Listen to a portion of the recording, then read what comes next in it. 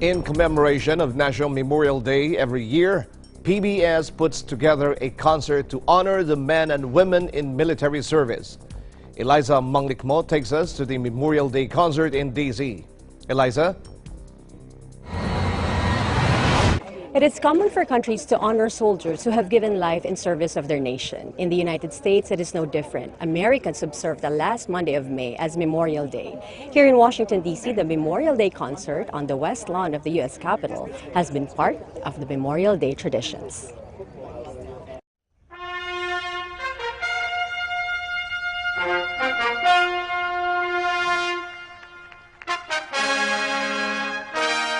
Every year, PBS produces an all-star cast concert on the eve of Memorial Day.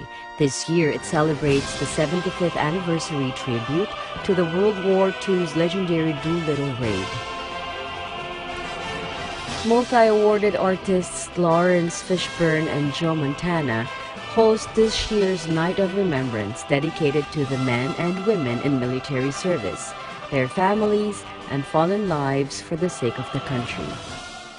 Ali'i Cravalho, the voice of the Disney character Moana, who rendered this year's national anthem, says being part of this concert is her way of expressing gratitude to the older generation.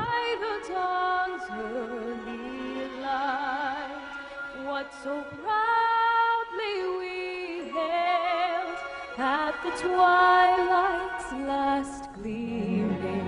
I am really young. I'm 16, and I'm definitely part of the younger generation.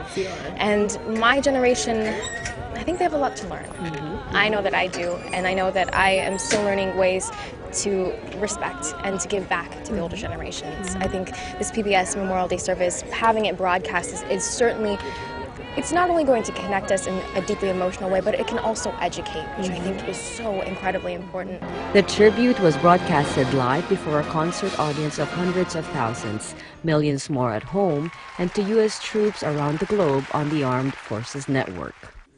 Devoted to giving back to the troops, actor Robert Patrick believes the entertainment industry plays a big role in keeping alive the memory of those who died in service. Well, we can do many things. I mean, music and song are inspirational. Singers with their powerful voices can, bring out emotions and trigger things in all of us to allow us to really, glorify them. And the actors that are here, we try to give a dramatic reading to someone's life and their piece in our history and our military history and their experience of what it was like for them, and we're trying to bring that to life and help make sure that this doesn't fade away, that we remember it. Having someone close to home makes involvement in this 28-year-old concert much more meaningful. Absolutely. I have had so many family members who have served and who are currently serving, yes.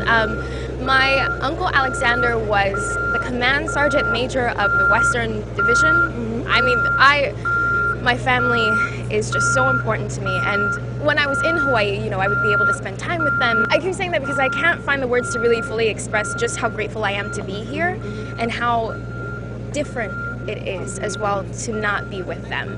And when I was with them, I could really say thank you, but here I'm surrounded by servicemen and women, and somehow I'm not able to find the words to really express that. Anyone close to home that makes this participation of yours more important? My grandfather, Lieutenant Colonel Samuel Patrick, fought in World War I, World War II, Korea, was still an active duty colonel in Vietnam and passed away in 1963.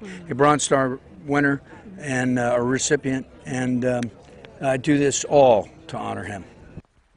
Other stars involved in this American tradition of honoring past and present heroes are General Colin Powell, Vanessa Williams, Anna Ortiz, Russell Watson, and the National Symphony Orchestra.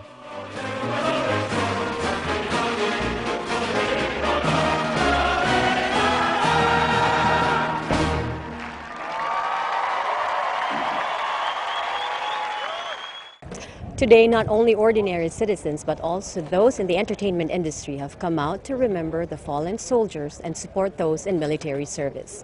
For 28 years, PBS has put together the National Memorial Day concert here in DC, so America won't forget. Reporting for Eagle News, I am ELIZA Gonzalez, MANGLICMOT, always one with 25.